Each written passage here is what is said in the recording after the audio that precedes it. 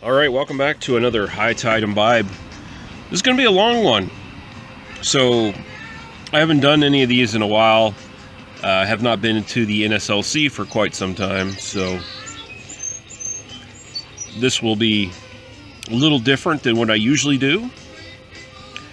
I'm going to string together a big, massive amount of reviews in one video and just put it out there. I'll probably put timestamps in the actual description, so you can just jump to whatever beer you want to check out. You don't have to be one of those whiny little babies who doesn't want to watch a 20-minute video or whatever the fuck this turns out to be.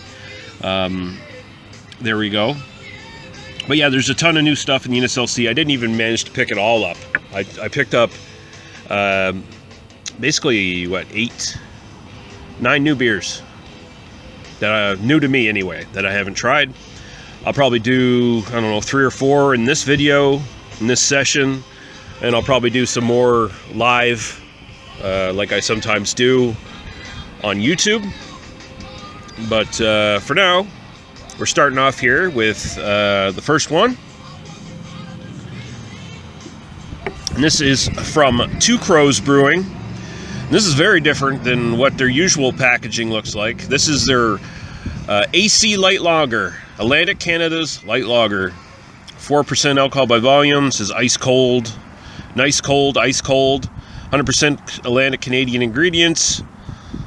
AC Light Lager is an ultra crisp and ultra smooth lager. 100% maritime grown ingredients, brewed with barley grown and malted on PEI, whole leaf hops from New Brunswick, and Halifax's beautifully soft water. It says fresh, never filtered, as for AC. And water, barley, hops, yeast. Contains barley. That's very helpful. So yeah, this is obviously doing what a lot of craft breweries do these days. Let's get into the sort of more macro-ish lager game to try to sell to those customers and just to provide some, lighter stuff for their regular drinkers to drink too, because, not all craft brew drinkers just want to drink 10% stouts all day and shit like that, right? And 7% IPAs and all that garbage. But you can tell, like, the can art on this is definitely different than, like I said, different than their usual stuff. It's going much more for a kind of a commercially viable appeal to the general public kind of look, a little bit more, I guess, user-friendly for the plebs out there. And that's good. That's excellent. Plenty of craft breweries around here are doing this sort of thing. Most of them are, like in the case of, say, Propeller with their Prime Lager, or is it Garrison with their Toller, or is that Spindrift? Spindrift with their Toller, I believe. Yeah. Totally separate kind of branding and everything from their usual lineup. And in the cases of the two companies I just mentioned, they're selling their stuff generally in like 12 packs of cans or whatever as kind of like budget beers. These came in 6 packs. So there we go. So let's look at it here. It's definitely, for a light lager, much darker and more substantial than you would expect. Definitely compared to, like, say, a macro light lager. And you can tell there's a little bit of haze in there. So like they said, it's not filtered. Or at least it's not as filtered as much more mass-produced product would be. Nice little head going on there too. Like, it looks like an ale more than it does a lager, right? Like, at least generally what you get these days for sort of North American lagers and light lagers. So go with the aroma.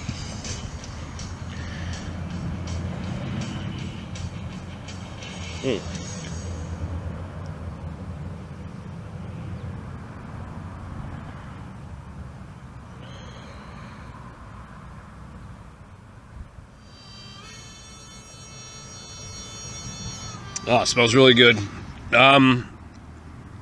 Essentially, the sort of aromas you would get from, like,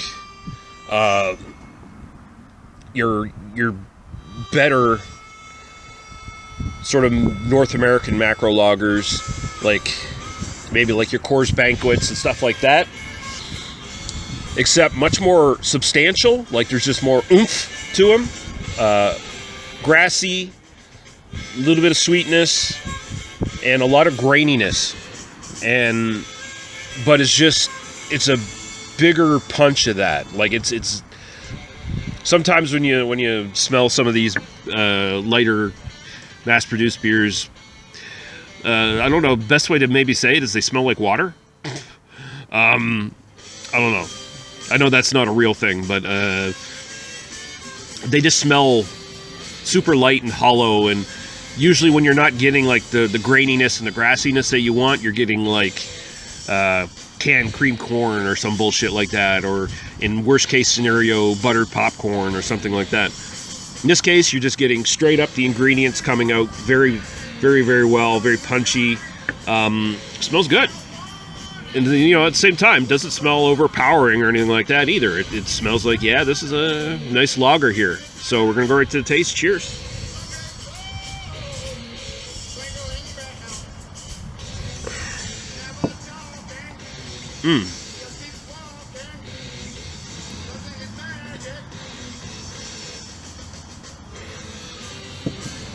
Wow, okay.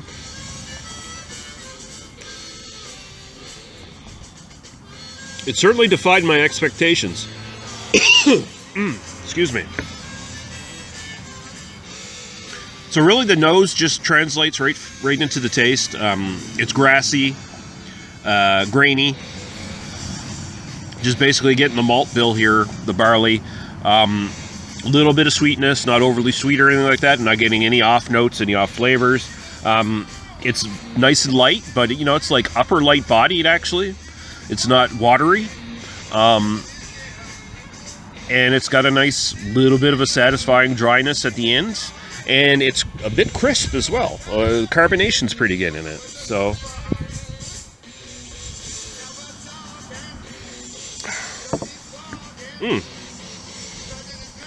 that's good.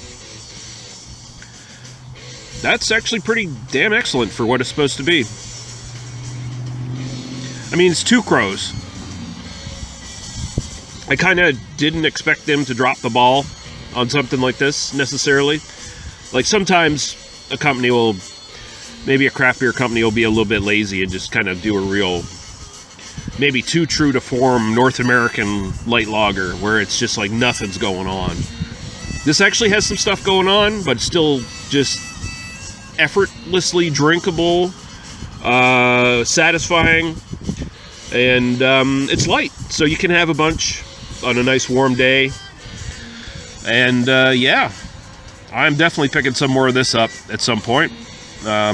This might be a new little go-to when I want something a little less impactful than, like, say a really decent Pilsner, there's plenty of those sort of popping up these days as well. Some I'm going to try later on. We'll see how they match up to some of the other Pilsners around here in the region. But yeah, so style-wise, you know what? As far as a light lager goes, man, I got to give this a 9. If it had maybe a little bit more of a hop punch to it, I might bump that up to a 10, but as far as it goes, it's great. As far as my own personal preference, I'd drink this any day of the week. I'll give it an 8. It's very satisfying. So a 9 for style and an 8 for personal preference. This is the AC Light Lager from Two Crows Brewing. And that's all she wrote, and we'll be back with the next beer here in a couple minutes.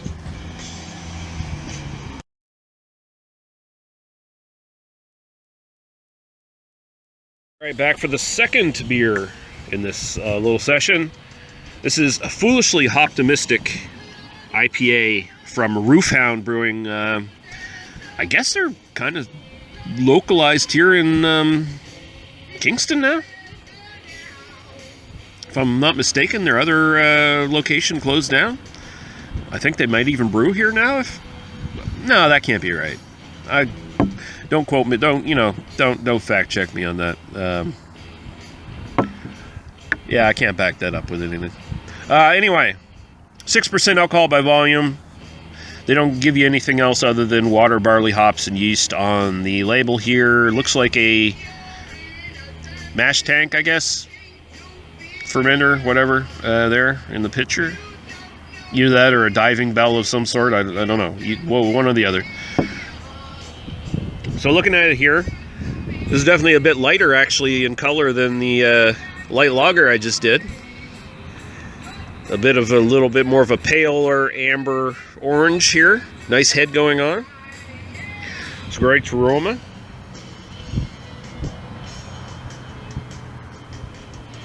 Whoa.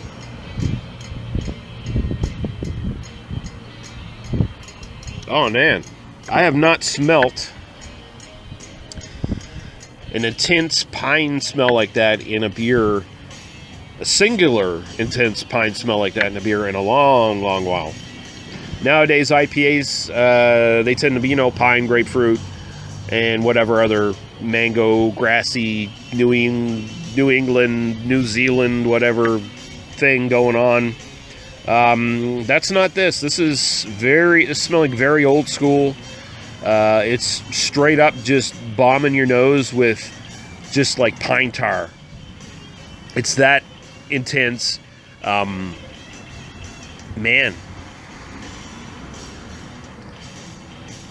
It's almost like you got like a dab of pine tar in front of you and you're smelling it. If you know what that is, pine tar for, you put it to seal up wood and stuff and make it waterproof or whatever, weatherproof. My brother uses it all the time on shit around here, and, encountering it around here, I fucking hate it because, I can't drink that. But, excuse me. But here, I can definitely drink it, and I can smell it and enjoy it in a beer. And I think that's what I'm going to do because this smells really good. Not much else going on in it, actually, in the aroma, other than that smell. Very old school in that regard. Ain't complaining. So let's go to the taste. Cheers. And you can look at the roof hound here, who looks like McGruff, the crime dog.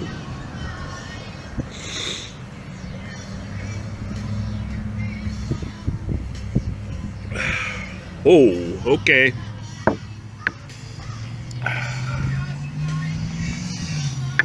The aroma translates right to the taste. Super big. Just resinous pine tar kind of hops here. Big and intense too. I'd be surprised if this wasn't like 70, 80 IBUs or whatever, if you can care about that scale anymore. But man, it reminds me a lot of the Garrison Imperial IPA that they used to have, that they used to bottle back in the day, like years and years ago now. But it was just like a big, intense fucking pine. I think they had grapefruit in it too, grapefruit flavors in it too, if I'm not mistaken. But it was just, maybe it's the intensity is what it is that it reminds me of. Like this tastes like an old school double IPA, and the intensity of the actual hops in it. The alcohol, of course, is only 6%, which is even kind of like bordering on the light side for a casual IPA these days. Man, okay. There's not a lot else going on. Like, I'm not getting a lot of malt or anything like that. It's very much the hops just driving it. And I'm okay with that. When it's presented like this, I'm okay with it. It's good. If you did not tell me what the alcohol was on this, I probably would mistake this for like a, old school double IPA. Because it tastes like one. Kind of drinks like one. But it's not.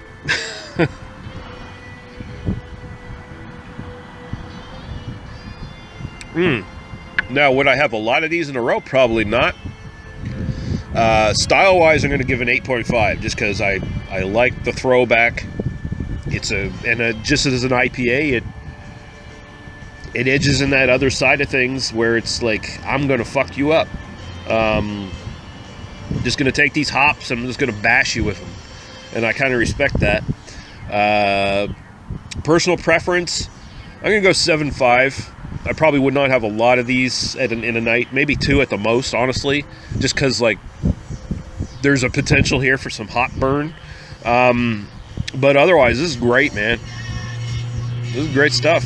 Well done, Hound. All right.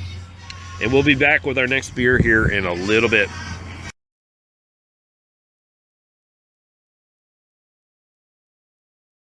Okay, we're back. Kind of windy out. Let's see how my voice does on this thing. So third beer in our little session here. I think I'll go for like 4 or 5. We'll try in this session. We have Port Royal Pilsner from Annapolis Brewing Company. It sits at 4.9% alcohol by volume. And they say, we're sure many of beers were drank and spilled at the Habitation in Port Royal, which is the fort in Port Royal. Tourist sort of destination if you come here in Nova Scotia. As the first settlement in North America in 1605, we felt it was right to pay tribute to this integral part of our nation's history. This traditional style Pilsner beer was brewed using traditional Pilsner malt and the noble hop Saaz. Speaking my language. And they say this is smooth drinking, crisp light beer of more than enough flavor. Even for seasoned craft beer lover. Make like you're on vacation, chill for best results. Well, we're doing all those things. And if you look at the can here, there's a sort of a drawing here of the actual Habitation Fort, which still stands today as a tourist location that you can visit in Annapolis Royal if you come to Nova Scotia. So there you go. Although Nova Scotia is sideways. There you go. That's better. There you go. All right. Let's look at it here. So it's not retaining a super amount of head compared to the last couple beers we've drank today. But nice pale, deep dipping into amber, but more on the golden straw color kind of thing, which is not a problem. We go to the aroma. And let's just turn this around here and look at the fine Habitation. There you go.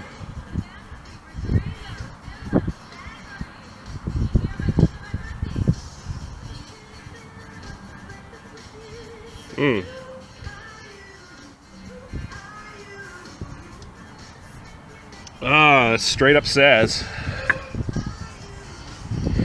It feels like the malt bill is a little dialed back compared to some Pilsners I've had in the region here lately.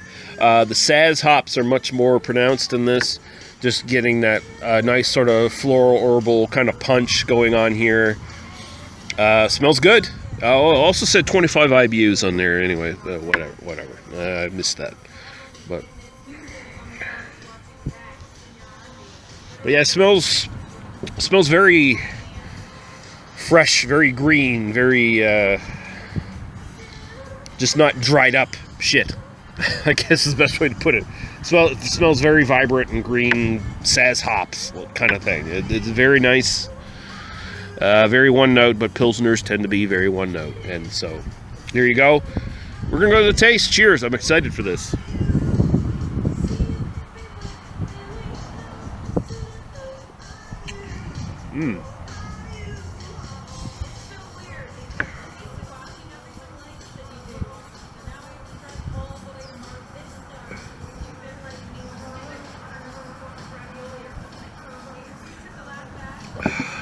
Oh man! All right, we got another Pilsner on the go-to list. This is good stuff, man.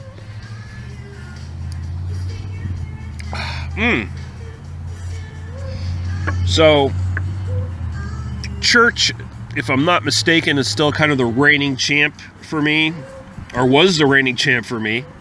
Correction, from the region. And don't get me wrong, I still love me some Church Pilsner, but. This drink's very light, very fresh tasting as well. Like I said, the smell, very, kind of like green smelling, ooh, that's super fresh. That's super, just herbal and nice. Comes out in the actual taste as well. Again, super one note, but that's a Pilsner.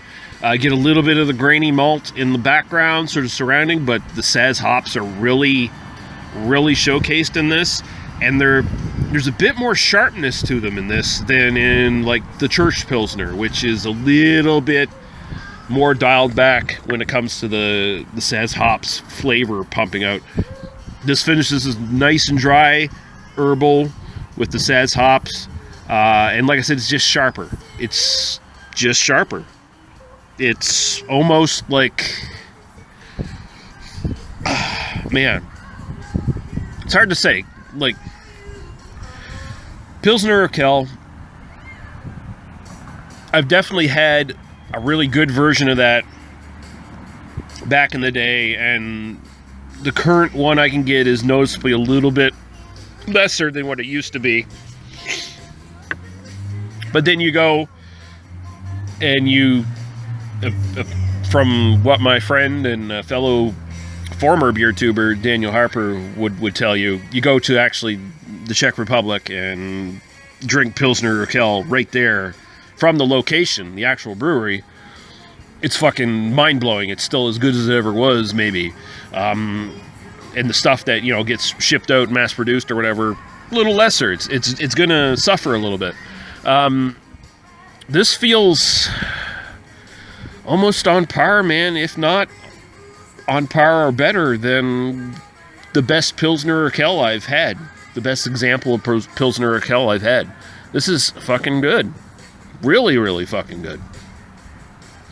Like, they've done it right here. They have not fucked around.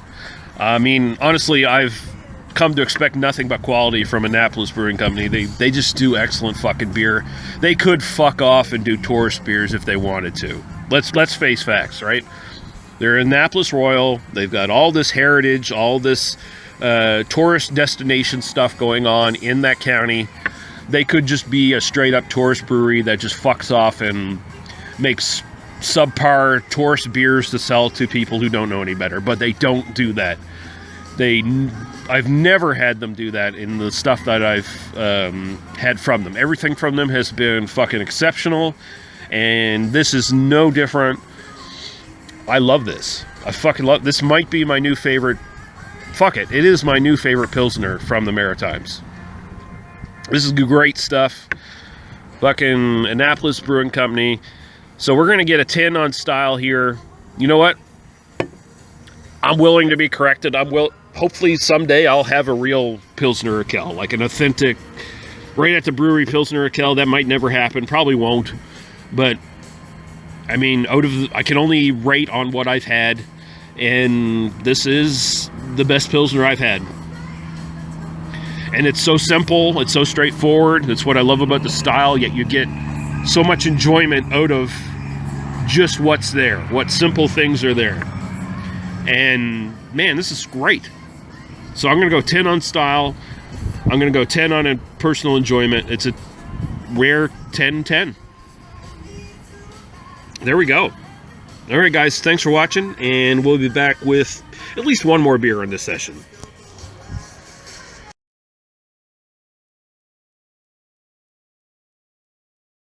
Back. This should probably be the final one of this session, and then I'm probably going to do the rest of the beers tonight on my actual YouTube page live. Excuse me, burping. Yeah. So this is, full disclosure, by the way, this is old. So, like, there was a lot of new stuff that showed up in my NSLC, like I said, but some of the stuff looks like it was stuff that was from other NSLCs that kind of got thrown to ours because they didn't have the shelf space anymore and they were on clearance or whatever. Because when I looked at this was on clearance, but it was new. So that was a little suspect. So this was, where is it? December of last year is when it was brewed and canned. Not necessarily too bad for a lager, though. So, like, it's not like it's an IPA or anything that's going to be, like, super fucked up. But it does have a little bit of age on it. And it's also Route 19 Brewing, which I have not been impressed with. But this is their Mutiny lager, 4.3% alcohol by volume. Let's see what they say here. lured to Lunasburg with the promise of a better life as a soldier, you find yourself shivering through a long winter, surviving on rotten food. Next door, others are living comfortably, enjoying roaring fires and hot meals. You want what they have, and you will stop at nothing to get it, including mutiny. This lager brings life to the history of the mutiny of 1744 and the many stories that go along with it. 20 IBUs, 4.3% alcohol by volume.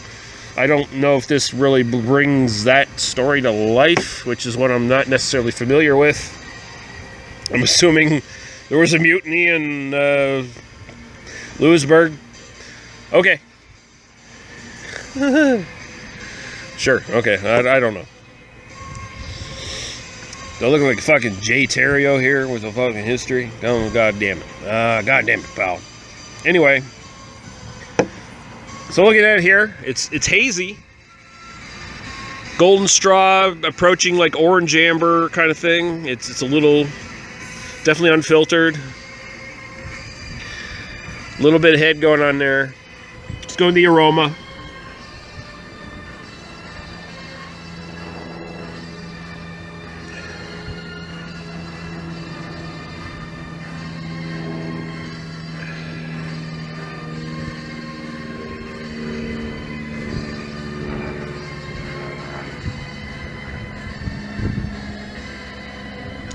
Getting not a lot.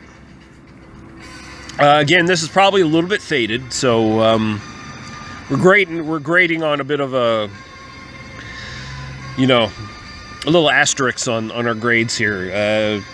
Fresh can, probably definitely results may vary, but again, this is not too old, honestly, even for a craft lager.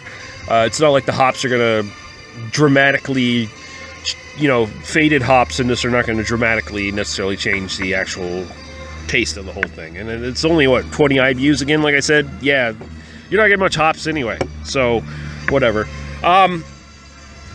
It's like grassy and floral.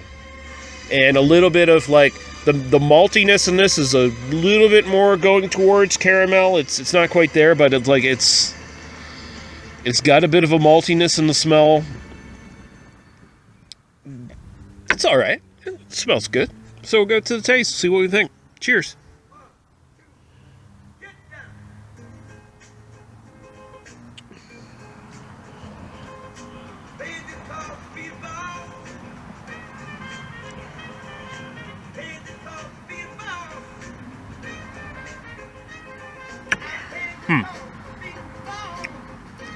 I've had worse.